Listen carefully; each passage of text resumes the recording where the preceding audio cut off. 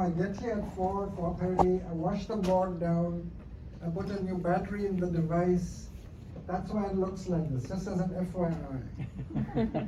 Just want to make sure you appreciate all the efforts.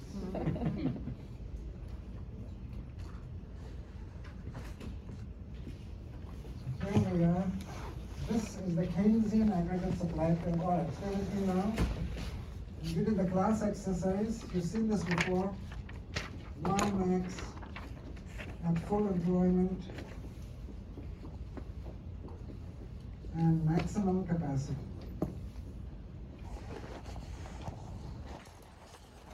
This is percentages here on both axes. Both axes. This is inflation rate. This was some Y low. And P0. And then we went through stage 1, stage 2, stage 3. And then right in here. Question, I know that you're saying at full employment, is that what made me think of the article? They were mentioning the unemployment rate, which I know is the U3 rate that you write for the one that. Very good, so you've been reading the book, excellent. Yeah, but when they quote that from the article, there was like, how do you know when you're at max employment? Like how? Yeah, thank you. So on that note, really quickly, and this is part of the reading that you're supposed to do, which I will not do in class, but let me just kind of do this spatially for you. Here's the whole population of any country, everything. Subtract out the retired people, the kids, the people in the armed forces, for us, the Russians include them, people who don't want to work, and you get a smaller group. Population, smaller group. That group is called the civilian labor force. Those are the people who are working now or looking for work. That's the active people in the economy. So the percentage from here, that's there, here, that's there, that's called the participation rate. That means that people, that group in here is participating in the workforce. So participation rate has been an issue, because people get discouraged, people drop out from the labor force for whatever reason. So that's the key number. So when you hear, as Jessica said, percentage of this is what is announced in the news. We have only 3% unemployment, or 4% unemployment. That's percentage of this little group, civilian labor force, not of the population. And so guys like me often say that, oh yeah, when people go, hey, great news, unemployment is only 3%, it's a 40-year low, whatever. Yeah, but 3% of a tiny group like that, or 3% of a larger group like that, makes a difference. So it's not just the percentage, that's known as U3, which is what you hear in the news. It's a percentage only of the civilian labor force. So, yeah, okay, good, but how small is it? Is it 10 people? So 3% of 10 people, or so what is it? And so the participation rate is a key statistic. And the participation rate has plunged since COVID. It's hopefully going to be picking up again. Was there something about it in the article? Yeah, it was interesting because it was saying that I guess unemployment, I think the number was low, but companies couldn't find workers even with trying to offer things. So I didn't know if that was because we're hitting max employment, or if that's because the wages have enticed the people to come out of discouraged or whatever, to come back into the active. Whatever the women, for example, so participation rate had fallen recently to 1973 levels. People were discouraged, people didn't want to work. Women especially fell out in huge numbers. The women's participation rate was at 1965 levels last year, because women with COVID had to stay at home because the kids were homeschooling.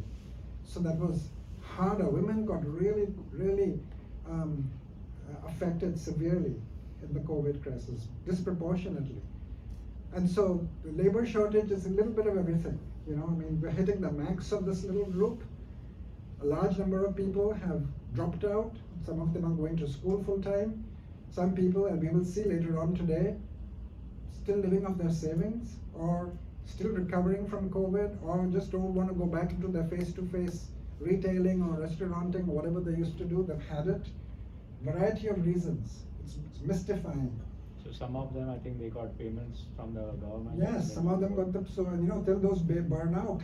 When inflation is going to reach them soon, and what are they doing? Interestingly, a large percentage of these are playing video games at home. They're watching Jack Reacher. They're binge watching Jack Reacher. The survey was done recently. So it's just strange, it's a very interesting mix. We've never seen anything like this before. So there is, in that chapter 5, there is something called U6. So U3 is the unemployment rate you hear in the news, which is rate of this little thing. U6 is the one that you are looking for. That's the one that includes marginally employed workers, discouraged workers, workers who are working part-time not because they want to, but because that's all they could get. And I'm the kind of economist that actually talks to people. There are people doing 3 jobs and still not making enough to put food on the table. And so I just had an interview with a reporter this afternoon. Wages are increasing, but prices are increasing more than wages. And so the real wages, which we will talk about soon, the purchasing power of your salaries still has fallen because inflation is rising higher than the wages are going up. In this interview, Asbury Park, somebody, we talked about the purpose of unions. The purpose of unions was to make sure that when prices went up, wages went up in proportion. Keep the real wage, which I'll define in class. And it started in West Virginia in the coal mines. And the federal government actually fought the miners. I don't know if you know this. We had aircraft going against them. We had people with machine gun soldiers. There was a war in West Virginia. And the miners wore these red handkerchiefs. Hence, rednecks. Rednecks comes from that, because they were wearing those red hankies. So that's the origin of that word. Of course, it's been used derogatorily, but it comes from the battle. It was actually a battle. Planes, aircraft were involved. So look it up someday. Okay, so here we are, and so I just wanted to do that spatial thing. People say that really helps, and do read that section from the book. And then in here, we had a SAT bubble.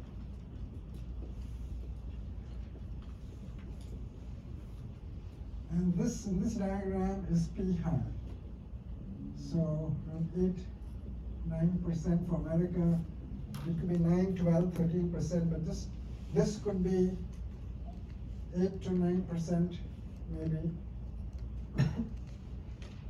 This is stage. This is overheating. This is aggregate demand. Okay, one comment I want to make that I didn't have time to make last time. Since 2000, listen carefully now, the world does not look like this. The lady there, can you see? Is that device in the way?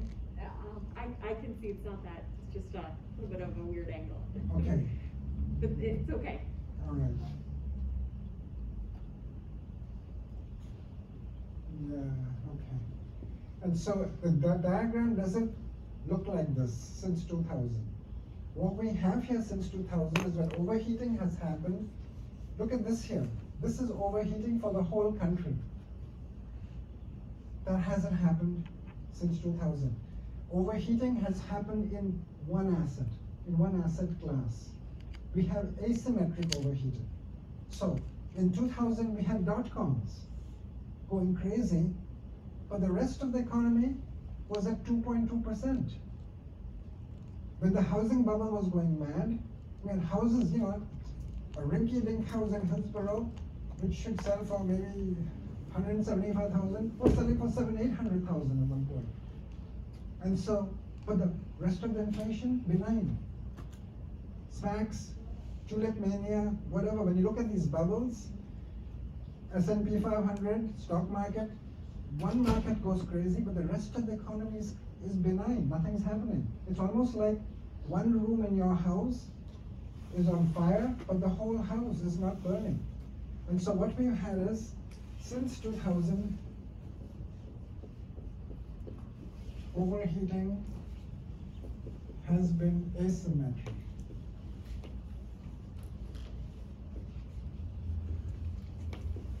And there's a little shaded section in my book that talks about it. Overheating has been asymmetric. So this diagram isn't technically correct. In this diagram, you have the whole economy at P high, but no, we just have one little room's on fire, and the rest of the house is not burning. So if you were to actually draw it, you can actually have a sample. So you can have the economy here. Let's say Y moderate or Y sluggish, and P calm. So it could be, say, 2%, and this could be 2.5%. And so the economy could be just at some calm stage 2. However, you can have one market going completely bananas. So let's say this is, let's say, housing or .coms or cyber currency or just stocks, take your pick. And so you can have one market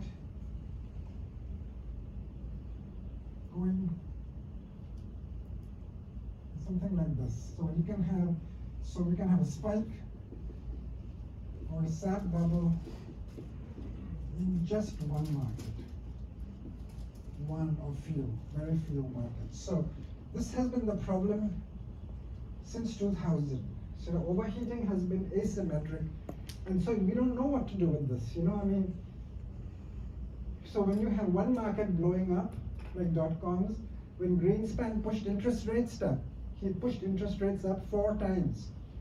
I think it was 0.5, 0.5, 0.5, 0.5, something like that. It's drastic, like in 2000. He hit the brakes 4 times to calm down the .coms.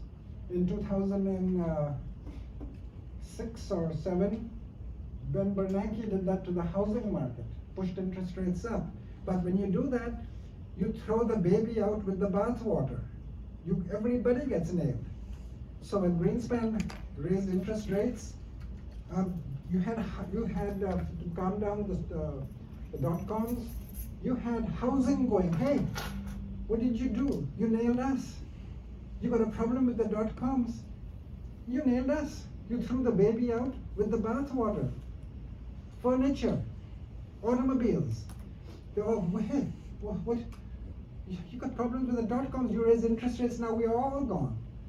And so interest rates are a blunt instrument. Even China, China could essentially say, no more .coms, or you stop building airports, no more mining. Even China has lost control. Even a centrally controlled regime can't do it anymore. And so that's a very important point, that overheating has been asymmetric until now. This inflation, what we are seeing now, since 21 years, to me, it looks and sounds and smells different. This baby is broad-based, and there are 5 reasons for it. It was from something I mentioned last March, which is on my blog site. We'll get into that later today. So this time around, I think it's different. It's much more broad-based. It's in goods, it's in services, it's everywhere. So I'm going to take you there today. All right, so SAP bubbles, stage 3, we've been through all that. Let's now analyze 2 articles, please. Get into your Canvas sites and go to article classics, Langdana classics. I hope you can access those. If not, I'll read it out for you. Number 13 It's an old one, but I love it.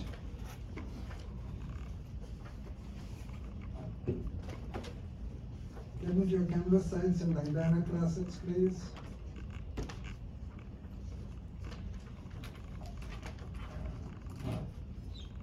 And if you don't have it, I'll read it out. This is so hard. I forgot instantly. So article number 13, it's the Asia Pacific article. And this is what some of you are wondering, what do you mean by click on Langdana? And some people are always, every year, Professor, I can't find the link. I'm clicking on it and there is no link. No, you're not actually clicking. It says so in the top paragraph. Okay, so here we are. It's the 13th. I love this one. It's very old. This is South Korea after the Asian crisis. So you look at it and click on paragraph number 4.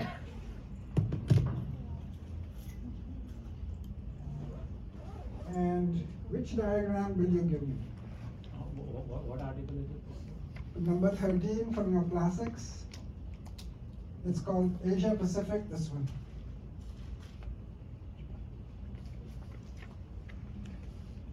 Asia Pacific. Am I right? Is it number 13?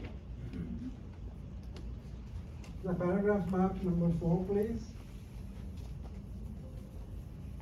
It's marked by in pen. And if you have made your nameplates, please put them up so I can know who you are. If not, then you can make them, you can borrow one of my markers in the coffee break. Just fold the piece of paper over later on if you like. Okay, paragraph number 4. What diagram would you give me? So let's start with a basic diagram we've done so far. This is typical of an exam question or a homework question. So here's the Keynesian aggregate supply curve. Here is Y. This is South Korea. Here is P, South Korea. Inflation. Percentage. And here is Y low. This is right after the Asian crisis.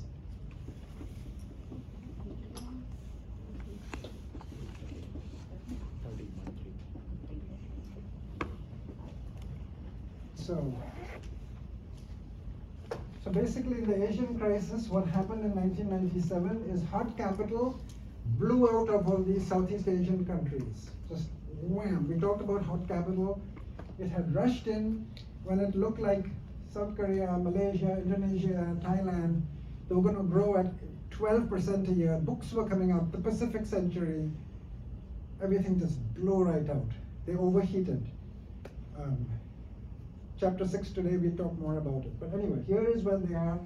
Smoke is coming out. There's debris everywhere. It's the aftermath of the hot capital.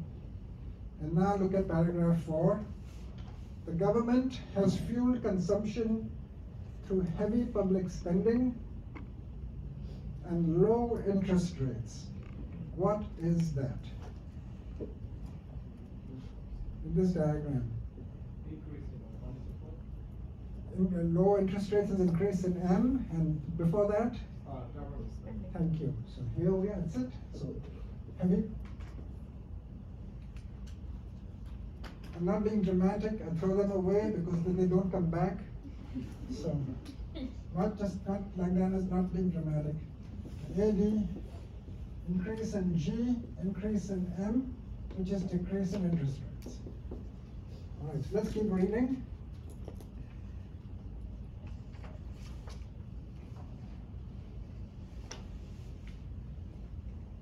Read to the end of the paragraph. What's happened? How far did they push that line to the right, Greg? Over to stage 3. Yeah, well, so let's go. So, whoa, there, at least in there. Whoa. Read Paragraph 6. What is paragraph 6 a beautiful example of? Colleen, help me here.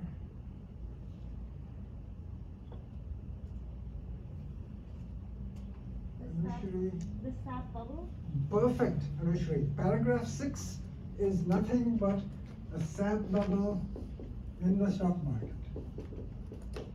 That's it. That's all you have to do. Look at it. I mean, it has gone 86% from May through September. Sap bubbles, you know. Why does this never happen to me when I'm in the stock market? You know, that's the fun part. Everyone's a genius. You touch anything, it goes up. I told you, my dentist in Hillsborough had a newsletter.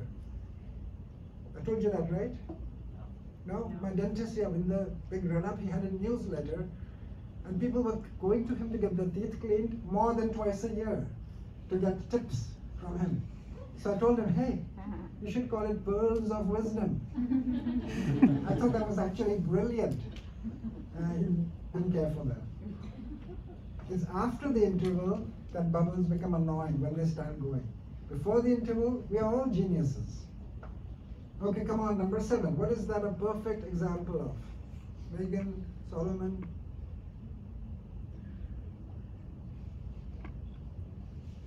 Mark? Paragraph number 7? Additional bubbles. Sorry, Megan? Hot capital? Yeah. Additional bubbles. Talk macro to me, Mitul. Per property has gone 19%. What is that? Inflation? Yeah, talk macro to me, Sarah.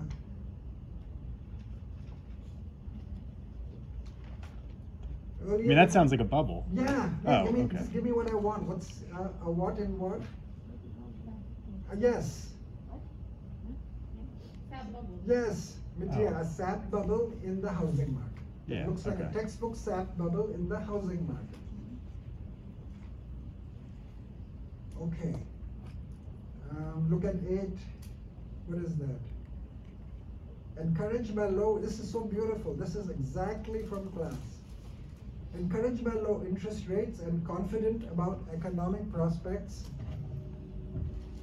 Consumer confidence?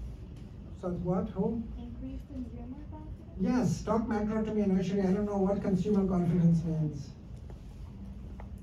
Talk macro. C-bar? C-bar. C-bar and I-bar raging out of, remember in stage 3, C-bar and I-bar out of control. And low interest rates, so they are going for it. And then look at paragraph mark number 9.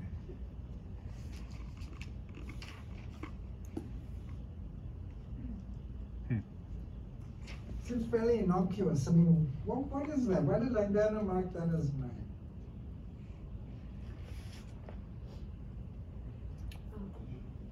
The opportunity to put the brakes on, right, you talked about leave the party before it Wow. really starts. What's the name? Christie, Christy. yeah. Thank you. Yes, so basically you have to hammer the SAT bubble early. Did you see that thing about the punch bowl I sent you?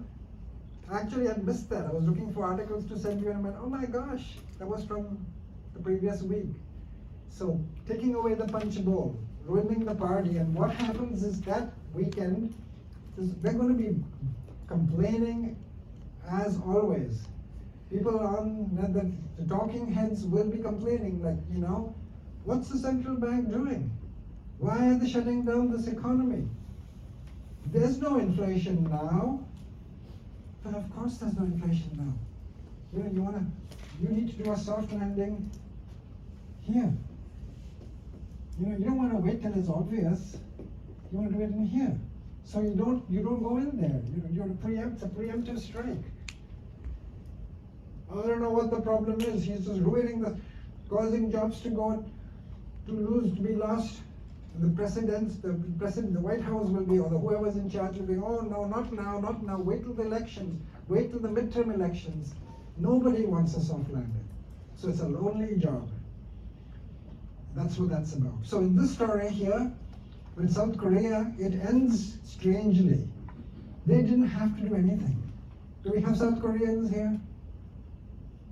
I know there are no North Koreans here because they're not allowed to leave. I do have North Korean currency, which I'll bring for you next time. So come on, does anyone remember how did the story ended? They didn't have to do a soft landing. No, Greg, that bubble didn't quite burst. What happened is around this time, Daddy shows up. So now we have Junior in North Korea. Before that we had Daddy, obviously his dad. You remember him? The guy with the really funky hair? Kim, right? And so Daddy shows up with a nuclear device. You know, and here's your neighbor in the north with a nuclear device, you know, just pulling a spin out, pulling a spin out, pulling it in, pulling a spin out. What happens to your property value when your neighbor is kind of out there and has a nuclear device? Tanks. Yeah, hot capital, wham! You know the curve now. What? Supply of loanable funds. Bang. South Korea was exogenously hard landed. Not quite what the plan was. That's how that story ended. Now, of course, we have Junior, who I think is 10 times more dangerous. And by the way, he has 4 twins or 4 lookalikes, which is very annoying. So we can't figure out where he really is. Because, well, let me stop there. So, all right. Now, this was an exam question, so that was that. Look at on your Canvas sites to the cartoon guide. It's a separate module, cartoon guide to the business cycle.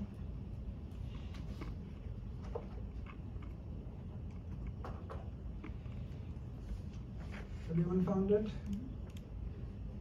you don't have it, share with someone. So look at it, it's just so good. It's everything from last class, everything we've done. Okay. After you take a few seconds to look at it, the guy in the top right corner, what's happening to him? Talk macro to me. Wow, who said that? Mark, see his C-bar is out of control, right? Keep looking, you can see there's a bottom right corner, that big fat sap bubble. And then the Fed putting thumbtacks, which is what's gonna happen next month. Fed's gonna start raising interest rates, move that curve back down finally. All right, exam question from many years ago. And I must warn you, this is a deep click. A deep click means not just a quick one, like C-bar, or supply of loanable funds, or safe haven. No, a deep click is deep. Clicking 2-3 times, stuff is downloading and dropping down and all. Okay, what's happening in the dungeon? Talk macro to me.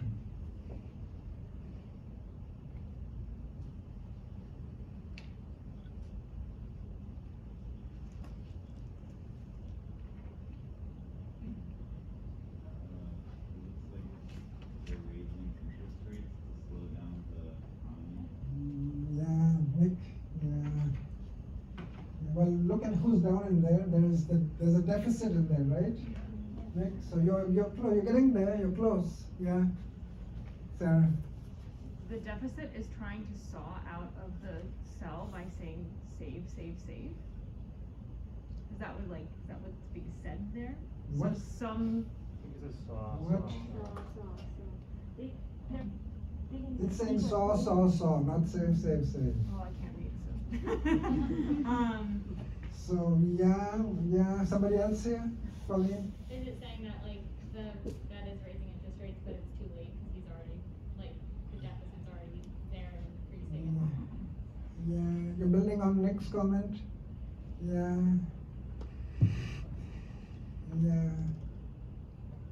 Well, all of this is going on, but it doesn't seem like anyone's paying attention to the deficit. Well, that's a new one. I haven't heard this one. So basically, this is happening quietly, unseen, ignored. Okay, that's good. I like it. But what is happening? They're digging a hole for them? Louder, please. They're digging a hole, sort of? No, The no, deficit that thing is budget- initially that weird-looking, horrible thing that looks like a demented Halloween pumpkin, right? That's the deficit monster, and it's trying to get out. Come on, Boja. The help debt me. ceiling? Or What's no? the name? Nick. Nick? Yeah. Nick, you're at the goal. You're kind of at the goal, you know? I mean, everyone's standing up. No one's flipping out yet, but it's kind of getting worrisome. You're close. That right now the deficit's not the main concern, but it's creeping out, and that all you can do is close the door with interest rates, but as an exposed deficit has to solve, and they try to finance the debt at a higher rate. Well, what's the name? Dan? Dan, you're there. You're also there. Suddenly there are two players at the goal. I mean, now everyone's standing up. Right now, the deficit's not affecting anybody, but it's gonna break out and it will affect. So, but click on Jessica, and Dan and everyone. The deficit's trying to get out. What's it? Talk macro to me. Deficit's out of control. It's blowing out. Once that monster comes out, that's game over. What do we call that? When the deficit just blows up. Are you no longer safe? It's no longer a safe haven? I thought I heard it. Wow, where am I? Dave. Were you here all this time, or did you just get here? No, I'm actually asking you, did you just get here? Okay, I noticed everything. I also noticed who has moved. That gentleman moved from there to here, and Solomon has moved. And I noticed everything. Not just that, when I see you years later on, I will go, oh, front row, second. And I noticed, oh, new glasses. And I noticed so much, because 3 hours, I noticed who is falling in love with whom. Yeah, I've seen so many. Who wants to fall in love? Who is trying, but he or she is not having any of it. And I watch this like a whole thing. And some of my colleagues go, what, where, who? I noticed who were in love, and then there was a problem. She is right there, and he is in the corner, and they're both looking. C-bar is low. And I'm going, oh no, I wonder what happened, but I can't interfere. Sorry, Dave, what was that now? Where were we? Oh yeah. So non-sustainable. So that's what that is. That baby becomes non-sustainable, and boom, that deficit monster comes out. We have an issue. So I'm going to take you to modern monetary theory today, actually. All right. That's we've done some exercises from the articles. Stay with me now. This is called demand for inflation, and this is demand for inflation, and this is pro-cyclical.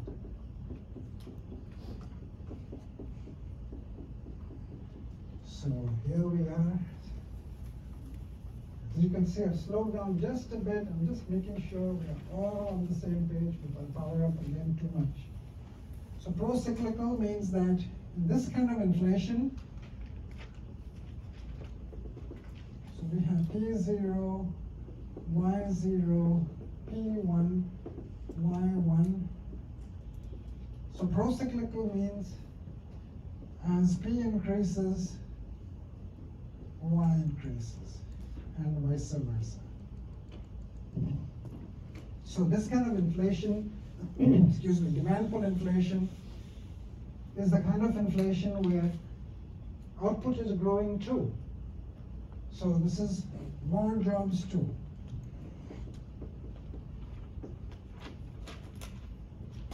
So this is actually the good kind, excuse me, the benign kind of inflation. Okay, so pro-cyclical. As opposed to, here we go, cost push inflation. Let's do supply chain problems, semiconductor chip problems. Here we go.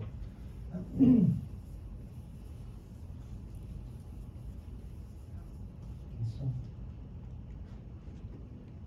can I erase this? Want to stay in the middle, so that's probably best, right, for you people on the edges.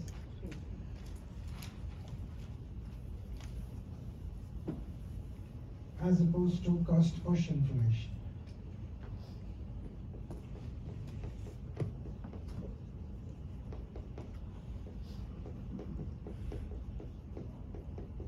Or commodity inflation. And so that's what this looks like, and I promise you in chapter 10, we come back to it. We come back to this in chapter 10. I'm just drawing you the diagram now. Here's aggregate supply. Here's aggregate demand. Here is P0. Here is Y0. And this is commodity inflation, cost push inflation. That looks like this. Bang. Cost push. Aggregate supply prime. And here we have, folks, P high. Let's call it P1 and Y1. And so this is a malevolent kind of inflation. This is largely our world now. And since as COVID is unraveling, this is our main culprit. There are 5 things causing inflation in our world now and coming soon.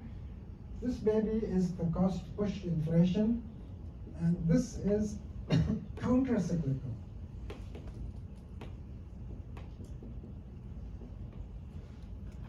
So in other words here, as P increases, Y decreases, and vice versa. So there's nothing redeeming about this. Inflation goes up, Y goes down. Out here, in demand pull, as inflation went up, Y went up. So this cost push inflation, the textbooks, all of you have done macro before, oil shocks, weather, Katrina, Sandy, drought, monsoon for the Indians and the Asians here. The Indian inflation is typically this, agriculture. The rains, it only rains from June, July, August, now September in India. Then doesn't rain. Growing up as a kid in Bombay, no such thing as a weather forecast. There is no change. Blue color, blue color. Then comes the rain, which is good news. People are happy in the rain. Everyone's, oh my gosh, it's raining. Weddings are planned during the rainy season. You know? Anyway, so drought, and here we are, COVID. Here we go, folks, COVID shock.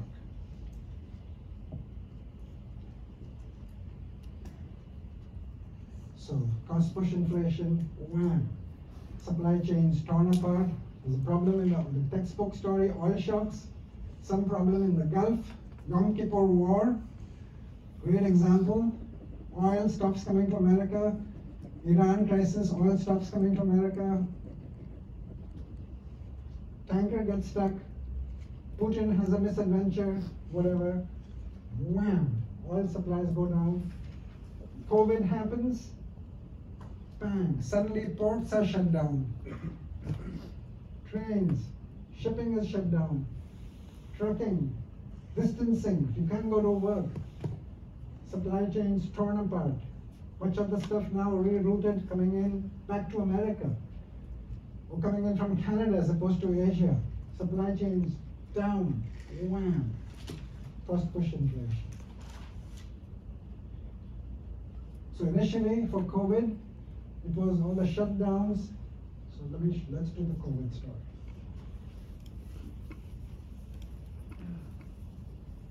This is all in the new edition of the book, so I'm giving it to you now since it's coming out later this semester. And so this is known as the 1-2 COVID punch. So digression. And this is in one of those notes. When I give you homework or when I post announcements, as I said, I write you little notes sometimes in there. You know, that's macro stuff. It's not just a homework, a little add information.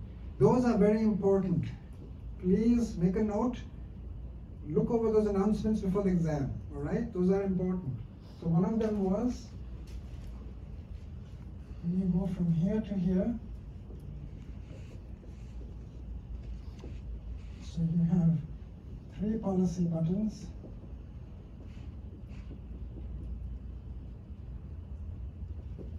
What are they? Somebody really quick? So G, what kind of G? Good G. M, and decrease in interest rates, short term. Decrease taxes. And taxes, decrease. And then I mentioned in the note I wrote to you, there are 2 other things that will move it, but they are not policy buttons. So will shift. C-bar. Wow, who was that? Thank you, Nick. So will shift AD, and indulge me folks, I'm repeating, but you know, we're making sure we're all in this now, but is not a policy button.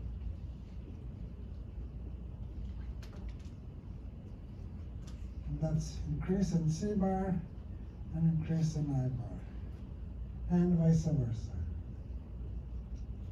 IBAR's investor confidence. Yes, thank you. So I-bar is investor confidence. The good proxy for I-bar is the the index of leading economic activity. I like that. There is also a good I-bar index called the Baltic Dry Index. You know, remind me to do it when we have a quiet moment. It's in the early chapter. You might have come across it in the book. But I look at index of leading economic activity for I-bar. Then you have purchasing managers index. But leading economic activity looks at building permits. Then it looks at, again, plans to purchase capital and equipment. So it's a forward-looking capital investment kind of thing. There's a CEO index, a Dun & Bradstreet CEO index. C-bar, you got consumer confidence, consumer sentiment. I-bar, there are a bunch of them. All right, so that's what will make the curve shift. So let's look at the 1-2 COVID punch.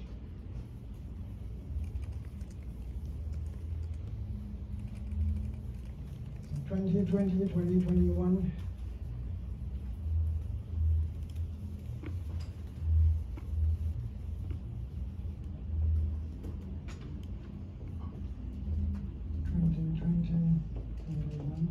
And just really quick, this is our first view of this. Here is aggregate supply 2019, aggregate demand 2019, Y 2019, P 2019. Okay, show me the 1-2. Let's show me first the supply side shock from COVID.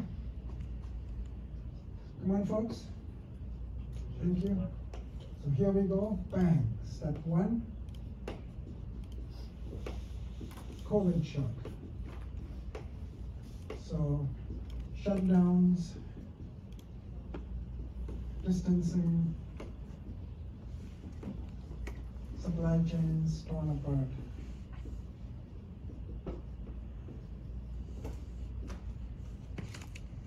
That was move number 1.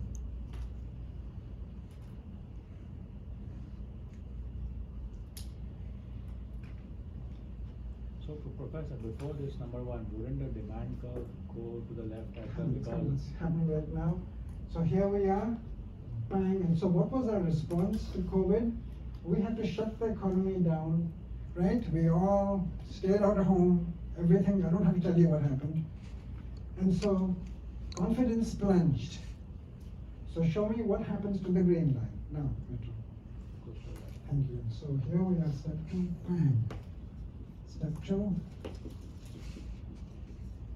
massive C-bar shut down. And so here we are. So here we go. Y end of 2021. P end of 2021. So we had hardly any inflation changes, but whoa, the economy shut down. This was a 1-2 punch. This is the dark days of COVID. And so the doctors in my class said what we did to the economy was so drastic, this thing here, step 2. That's known as, in the medical profession, putting a patient deliberately in a coma.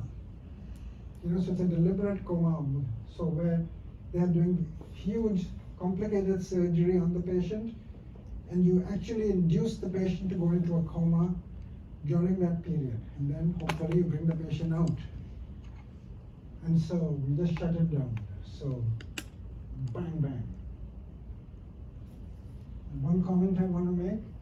Somebody asked me earlier today, how do we know when we are overheating? What's the benchmark? And so typically here, sorry, it's in the book somewhere. So typically in here, in the USA, a very tight labor market is when, can anyone tell me if anybody's read the book? It has to do with first-time jobless claims. Anyone? Increase? Yeah. What? Sorry? So is as low as 200,000 or sometimes 200 to 300,000 per week. So this is really a tight labor market for you. So typically in the US, how do we know when we are overheating? A good benchmark for us is first-time jobless claims, people who are claiming unemployment insurance for the first time. When that number is 200,000 per week, man, that's a tight labor market. That means that's nothing. The whole country, you know, it's nothing. And so that's a really tight labor market. 300,000 too. Sometimes I see 300,000, sometimes 200,000, to be honest. I can't remember what I have in my book. So, anyway, and so that's the sign for the first time jobless claims. So if you're looking for a metric, that's the traditional one. Those of you who are into finance, look at gold futures. So right in here, futures of gold, rhodium, rare metals, they start going up because inflation, more and more inflation is coming. So you see precious metals typically going up because when inflation is high, people park their money in gold. You know, just a second. And so that's just some metrics. The point I brought this up here was that this got so bad when we shut the economy down that the first-time jobless claims at the peak, I should say the trough of COVID, was over 1 million. 400,000 used to be, oh my gosh, first-time jobless claims, 425,000, man, a recession, man. 600,000, oh geez, this is like the 70s and stagflation, which we'll do in class. 600, it's over 1 million. So I remember when I first saw it in the Wall Street Journal, I thought, couldn't be per week. This is like a weird number. No, and over 1 million, we just shut. This is like a macro twilight zone. I was just gonna ask if, that 200 or 300,000 per week number, even with a declining labor participation rate, is that still the barometer?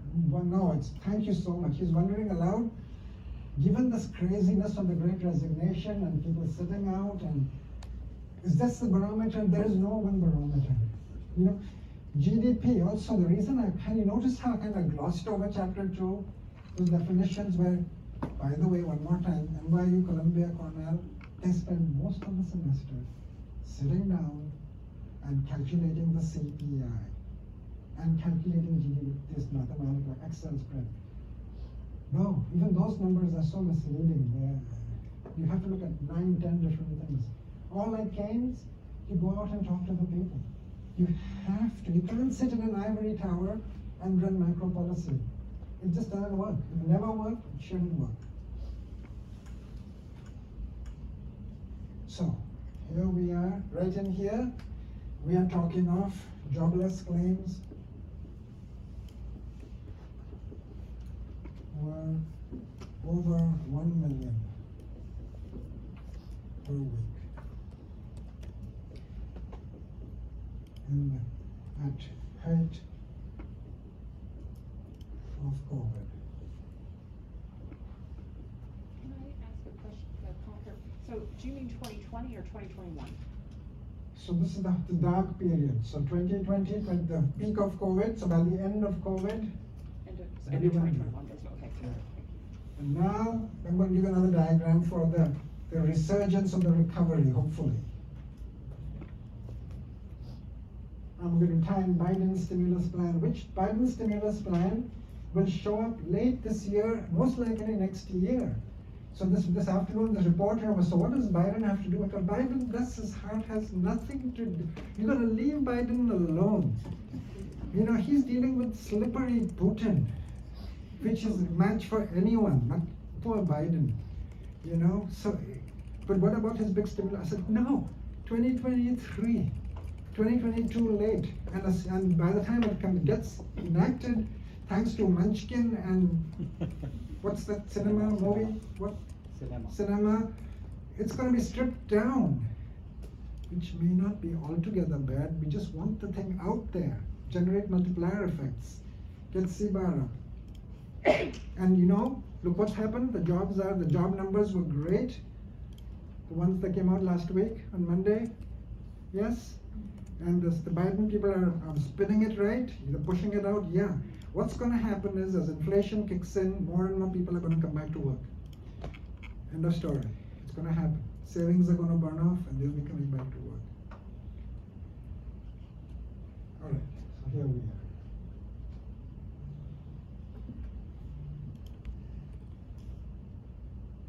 Okay. Let's now do a couple of more things here. One more thing on Europe, and then we will move to chapter 6. And once we do chapter 6, I'll swing back and talk about modern monetary theory. But I'm just going to set the stage here. Here we are in this world, we have this darkness all around. Every device we use has semiconductor chips now. We are working at home. Our kids are working at home. We are going to school at home. Medical devices, those little finger testing, blood testing, oximeter thingies, they're all using semiconductor chips. Right? So that's where they're going. Before this whole mess, Huawei in China bought up tons of semiconductor chips. The Chinese and Japanese plan in advance. The Japanese are the best because they've had tsunamis, they've had earthquakes, they've had fires, so they have this contingency planning thing down. So while the trade war with Trump was going on, Huawei socked away millions and millions of semiconductors in the beginning. Then with COVID, semiconductors went to every device we use at home. Now that COVID's burning off and we need them in cars and in planes and in everything, we run out. And the supply chains are coming back home. So I'm going to bring in stuff from trade theory into this class here. So some of our supply chains are coming home not because Biden wants them to, or because Trump bullied and terrorized and fought with the Chinese, but because, finish the sentence for me, what is making supply chains come back to Texas, to Ohio, to Arizona, not the big union states, the non-union states? What's the word? They're coming on their own. Reshoring? What? Reshoring? Yeah, they're inshoring. Yeah, but what's the word? what's the process by which automatically the supply chains, it's, you know what, it kind of makes sense to bring him back here. It's not that much more expensive to bring him back here. I think, what is the word I'm looking for that automatically makes this happen? Safe haven? Yeah. There's no conductor here. There's no one saying, everyone supply chains here, Texas. No, it's happening, the economy is doing this on its own. There's a word for it. Is that just need of demand? Like the demand for it's bringing here? Yeah, what's the word for it? What? Wow. Say it? Wow. Louder? Endogenously. Endogenously. Endogenously. We will do Adam Smith later on. That's the beauty of macro and economics. If it's done right, you don't need a trade war. You don't need speeches. It happens on its own. Endogenously. It's a very powerful concept. Remember we talked about it on the first day? Okay. All right. Eurozone. So do we have somebody from Norway here? Jose? Norway? Did I lose my one European? So you're from Norway? Netherlands. So here we go, the Eurozone.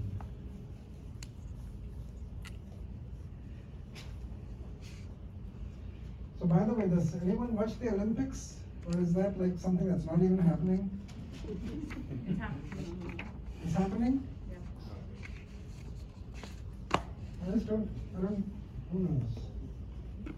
Poor guys, imagine all your life you want to be in it, and then you have this. This is why I just didn't get into sports, because I don't want to be in the Olympics. I just have to watch it. I could never do it. That's me too. I just said, that's it, I'm not getting in there. Here we are, Eurozone. Stay with me, folks. And we're going to use what we did here. Macro challenges. And then we're going to hyperinflations.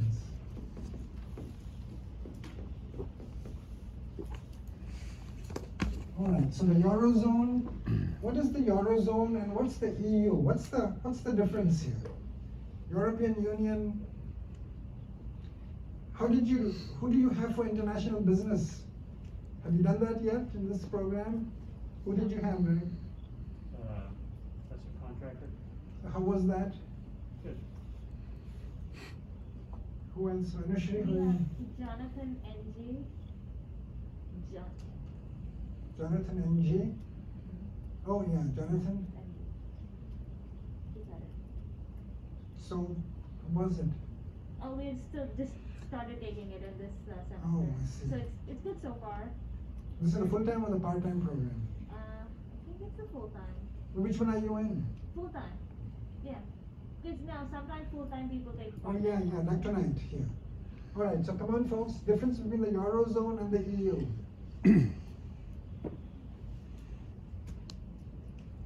The Eurozone's group of countries that all use the euro, and the EU is more of just a government organization.